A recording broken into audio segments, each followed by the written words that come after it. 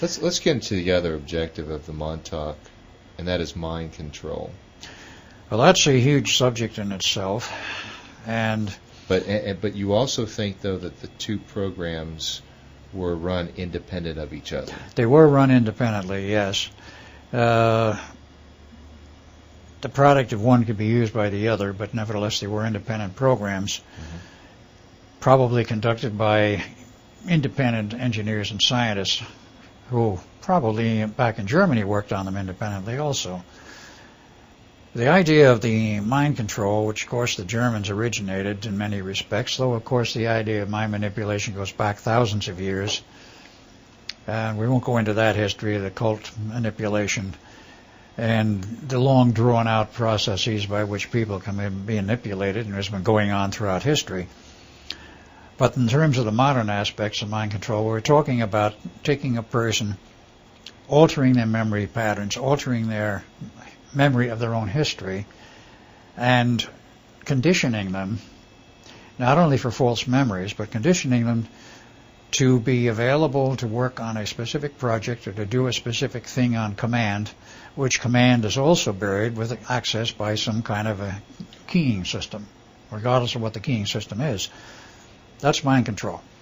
Mind manipulation is to precondition the persons to be interested in certain things and not interested in others, to be accepting, let's say, of certain criteria in a modern society, to accept, let's say, the way our government is going, or any government is going, towards more and more legal and otherwise control of people and their civilization. To be accepting of certain things which the government would like them to be accepting of, that's mind manipulation. Mind control means that this person can be taken over and used for something which may be totally against their normal desires or their normal inclinations, but by means of programming their subconscious mind, unknown to the conscious mind, to be able to do something on command which otherwise they might never do, and which, of course, they have no awareness of their having been programmed to do this. So was it the mind control that was the program being run there versus mind manipulation? Or yes, both? They were basically concerned with mind control. Right.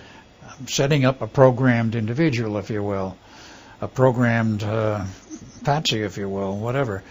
A person who is programmed to do certain things on command. And the command would be given, and of course under that program the person will do what they've been programmed to do, totally oblivious of their normal personality. It's like a wall is built, which quite literally it is, and you have on this side the normal personality, on that side you have the programmed personality. Now, to anybody on the outside of this individual looking at them in either state, they would recognize the same person, except that there would be suddenly a total change of the personality. They would look the same, they would talk the same, they might appear to be the same, but they'd be doing something totally different than their normal personality would allow them to do, so to speak, and people on the outside can easily see this. Now, were these called the Montauk Boys? This was the aim of the program experimentally at Montauk. Now, mind control can be used on general populations and be elsewhere, but in terms of Montauk, they decided to see if they could set up a whole cadre, a whole class of people who were programmed, pre-programmed or partially programmed, as the case may be.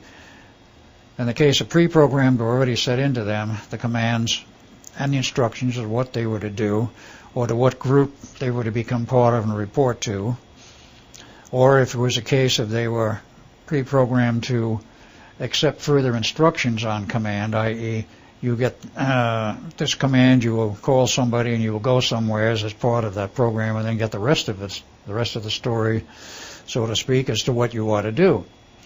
It could be a two-phase program, or it could be all self-contained into one phase.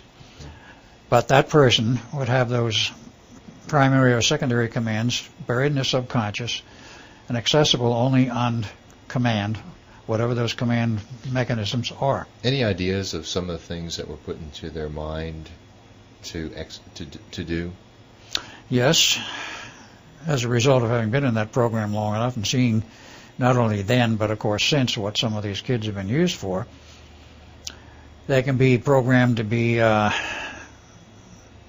assassins, they can be programmed to be agitators, riot makers, they can be programmed to be arsonists, They can be programmed to go out and shoot somebody on command, a la all of the school shootings in the age brackets of anywhere from 11 to 16, 17. This is all the same type of programming.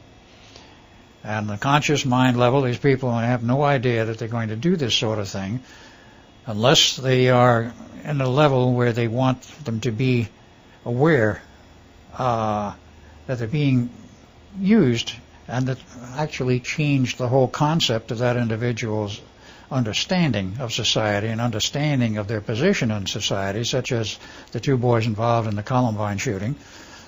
They were Montauk boys, both programmed, but at the same time they had, to some extent, an awareness of where they were going. And they were consciously setting some of this up because that all shows in the records they left in the computers that they were planning this sort of thing. That was not a case of totally buried and somebody else pulling the strings on them. Yes, someone else is pulling the strings on them, but they're also acting to a degree consciously. That brings up another question as to who is setting the agenda for the programming. Because someone has to say, okay, I need 5 assassins, I need 20 arsonists, I need 15 agitators, because I'm trying to do something on July 15th and it needs to all come together. Someone has to have a big Absolutely idea true. in their mind of what they're trying to do. Absolutely. There has to be a master manipulator, a programmer, if you will, Right. who is setting this up. In the case of the school assassins, the school assassinations, a long string of them, I do not know who would be a programmer for that and who would be coordinating it, particularly at this time. Back in the days when they had set up the Montauk boys, I can only speak in terms of the programmers who put the programs into them. Now, who would watch them, who would keep the program going, and who would be, let's say, the master manipulator of these kids and the master programmer to use them, I have no idea at what level that operates or where that would come from. So you were pretty much on an operations level, weren't you? That's right. I was not on the concept level. I was not on the administrative level. Who in the secret government, because I'm sure the secret government would not be the open, legitimate government at all. But the secret government, of course, is very large and very much buried. Who in that would be setting these kids up and using them, I don't know. And who is being manipulating these programs? For what end and purpose I can say yes, but for who, no. It would have to be extremely, extremely elaborate. Very. These programs operate inside programs, and they run through several levels of concealment, cover, if you want to use the term, of several levels of laundering.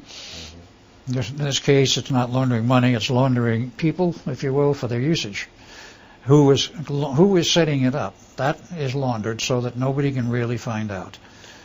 Okay, so getting back to mind control, though, physically, how did they do it?